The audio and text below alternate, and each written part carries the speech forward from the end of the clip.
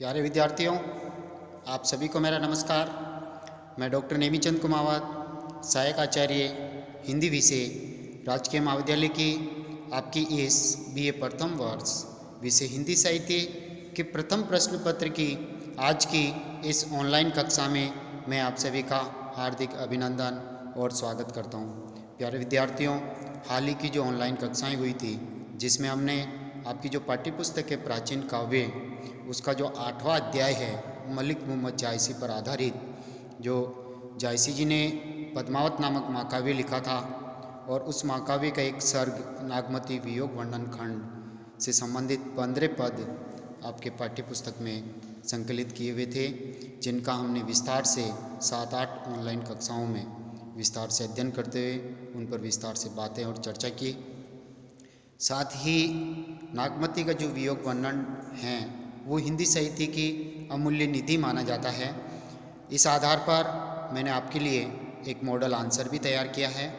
आपकी जो मुख्य परीक्षा होगी उसमें इस पुस्तक से, जो पाठ्यपुस्तक है प्राचीन काव्य, इसमें से 10-10 अंकों की 3 व्याख्याएं इसी पाठ्यपुस्तक के इन 12 कवियों की कविताओं से संबंधित होगी।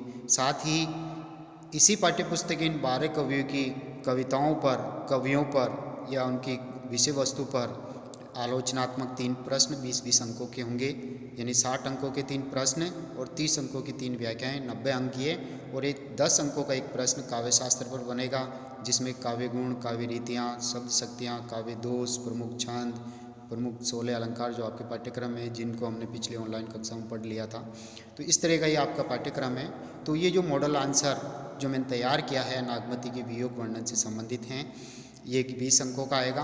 और यहाँ पर ये 6-7 पृष्ठों में लिखा हुआ है। काफ़ी कुछ बिंदुओं में और उदाहरण पुष्ट शैली में मैंने इसको तैयार किया है, और आप इसको तैयार करके इसमें से केवल 5 पृष्ठों में अपना आंसर देने का प्रयास करेंगे, ताकि अच्छे से अच्छे अंक आपके आ सकते हैं। देखिए, हम शुरू करने जा रहे हैं। प्रश्न है, नागमती का वीर्य वर्णन हिंदी साहित्य की अमूल्य निधि है। आचार्य रामचंद्र शुक्ल जी का ये कथन है। प्रश्न दूसरा इस तरह से बनता है कि नागमती का वीर्य वर्णन पद्मावत का सर्वश्रेष्ठ और हिंदी साहित्य के सर्वश्रेष्ठ वीर्य वर्णनों में माना जाता है। इस कथन को सोदाहरण स्पष्ट कीजिए। और भी इस तरह के प्रश्न इस पे बनते हैं कि मलिक मोहम्मद जायसी के द्वारा किया हुआ नागमती के मार्विक वर्णन को अपने शब्दों में लिखिए, या नागमती के वीर्य वर्णन की विशेषताओं या नागमती के वीर्य वर्णन की दशाओं को चित्रित कीजिए। तो सारा प्रश्न जो है वीर्य वर्णन पर केंद्रित हैं, नागमती के वियोग वर्णन से संबंधित हैं। तो देखिए, हम आरंभ करने जा रहे हैं, ध्यान दीजिए आप। सर्वप्रथम, जब भी मॉडल आंसर या आपके पाठ्यपुस्तक परीक्षा, मुख्य परीक्षा में जब प्रश्न आता है, तो उसमें सबसे पहले कवि का संक्षिप्त परिचय आपको देना होता है। तो यहाँ पर भी मैं दे रहा हूँ। देखिए, सूफी प्रेम मार्गी काव्यधारा के प्रमुख प्रतिनिधि कवि मलिक मोहम्मद जायसी। तो सूफी प्रेम मार्ग की काव्यधारा क्या है? मैंने शुरुआत में भी आपको बताया था कि हिंदी साहित्य के इतिहास जो 4 कालखंडों में विभक्त है: आदिकाल, भक्ति काल, रीति काल और आधुनिक काल।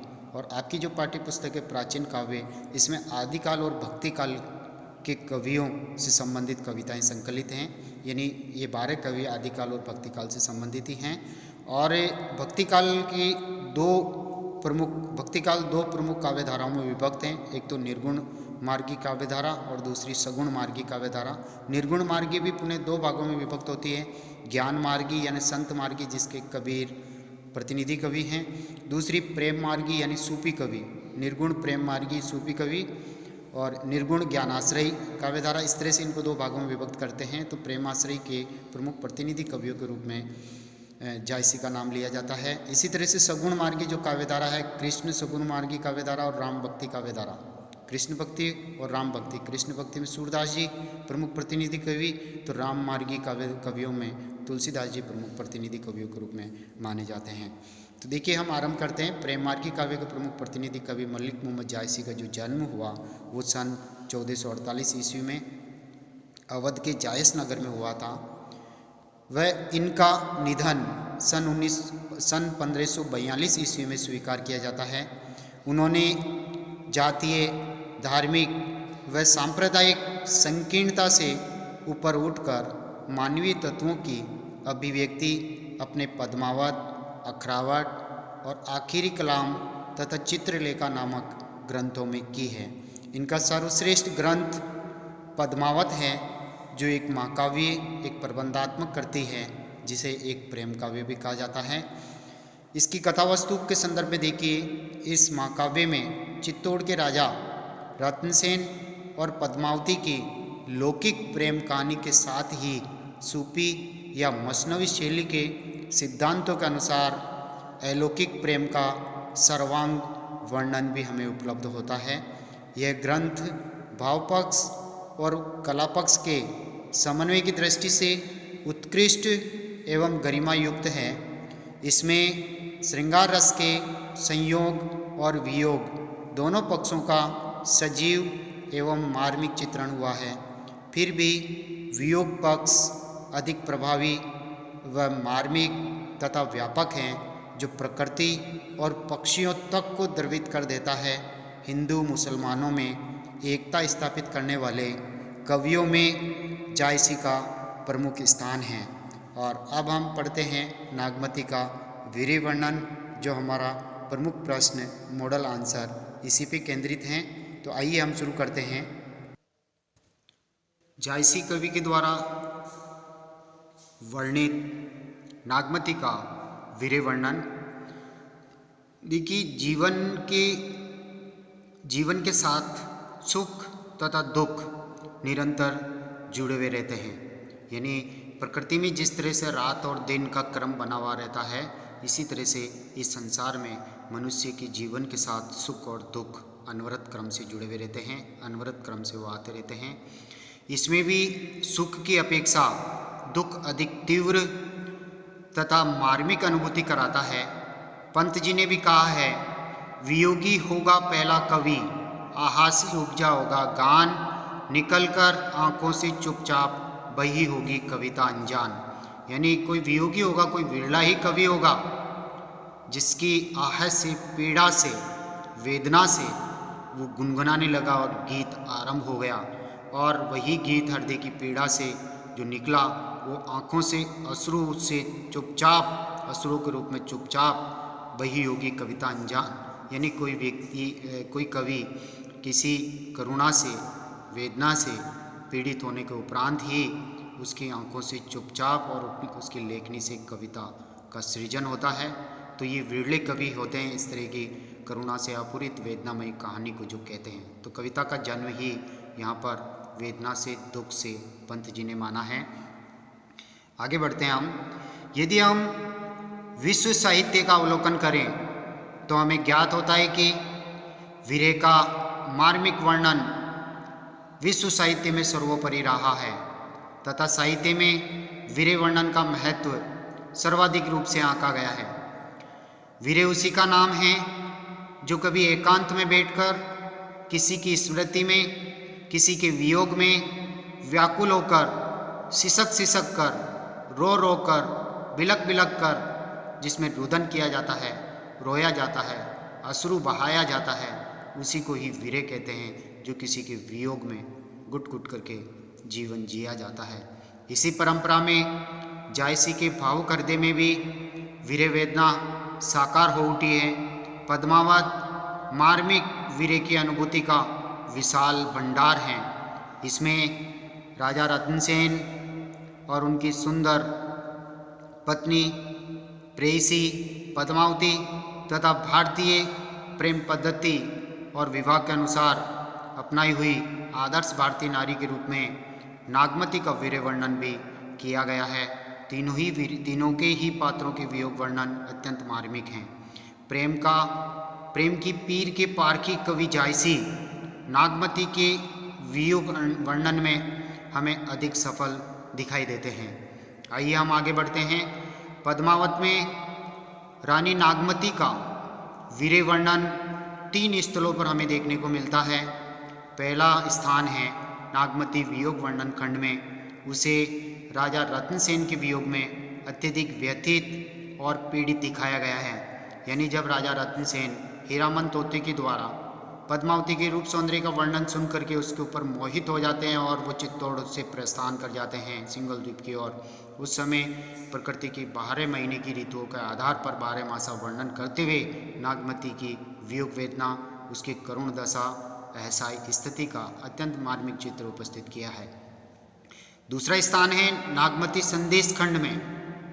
नागमती जब राजा रत्नसेन को सिंघल द्वीप पर्वत की ओर गए हुए राजा रत्नसेन के समक्ष पक्षियों के माध्यम से जब वो संदेश भेजती है तो उस समय पक्षी के सम्मुख अपनी वीर्य वेदना प्रकट करते हुए नागमती की वीर्य वेदना को अंकित किया।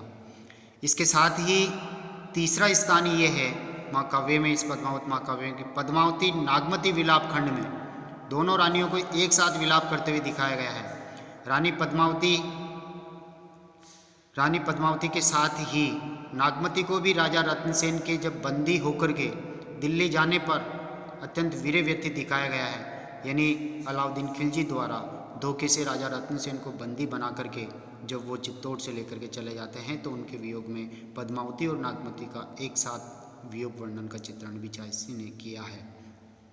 इस प्रकार जायसी जी ने अनेक पात्रों के माध्यम से अपने हृदय में समाहित वीरव्यता एवं प्रेम की पीड़ा को चित्रित करने का बहुत ही जबरदस्त प्रयास किया। नागमती का वीर्य वर्णन हिंदी साहित्य की अमूल्य निधि है, यह आचार्य रामचंद्र शुक्ल जी का कथन है।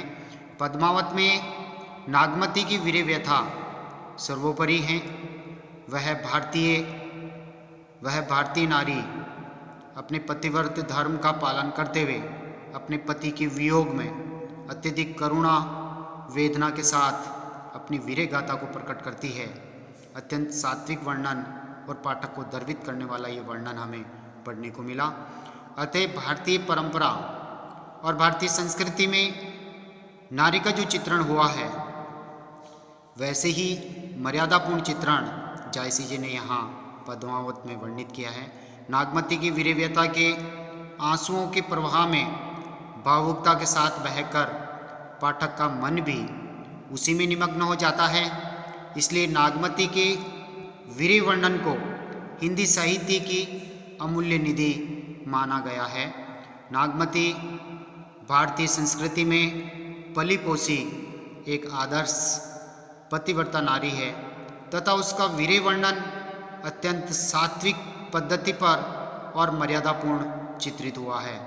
जायसी के वीर्य वर्णन में अनेक विशेषताएं हैं जो पद्मावत को हिंदी साहित्य के सर्वश्रेष्ठ प्रबंधात्मक काव्य कृतियों में स्थान प्रदान करता है। जायसी ने नागमती की वीर्य वेदना का चित्रण करने के लिए 12 मासा पद्धति को अपनाया है। 12 मासे का तात्पर्य प्रत्येक महीने की ऋतु के आधार पर एक भारतीय नारी पति के वियोग में किस तरह वेदना को सहन करती है, किस तरह से एकांकी जीवन व्यतीत करती है। तो ये 12 मासा वर्णन विक्रमी संवत में वर्णित होता है।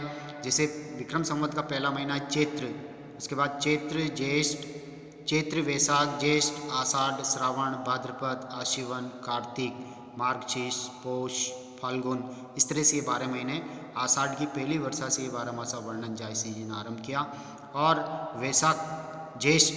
चैत्र वैशाख ज्येष्ठ तक इन्होंने इस 12 मासा वर्णन को अपनाया है। तो 12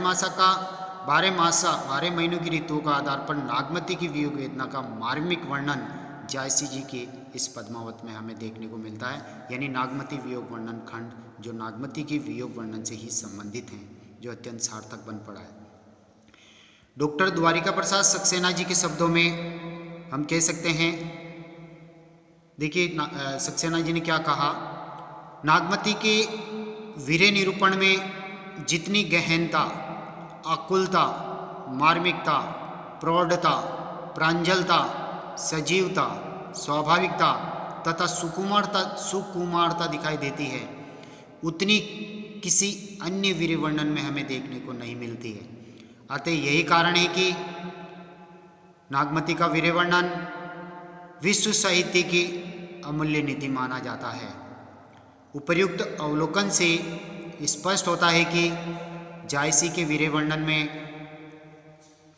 वेदना, पीड़ा, व्यथा और कसक का आधिक्य है।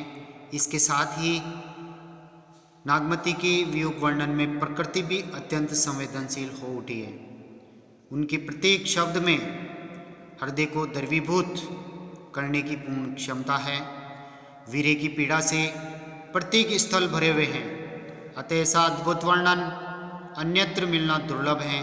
इसलिए आचार्य रामचंद्र शुक्ल जी का ये कथन कि नागमती का वियोग वर्णन हिंदी साहित्य की अमूल्य निधि है, ये कहना अत्यंत सार्थक और युक्ति संगत है।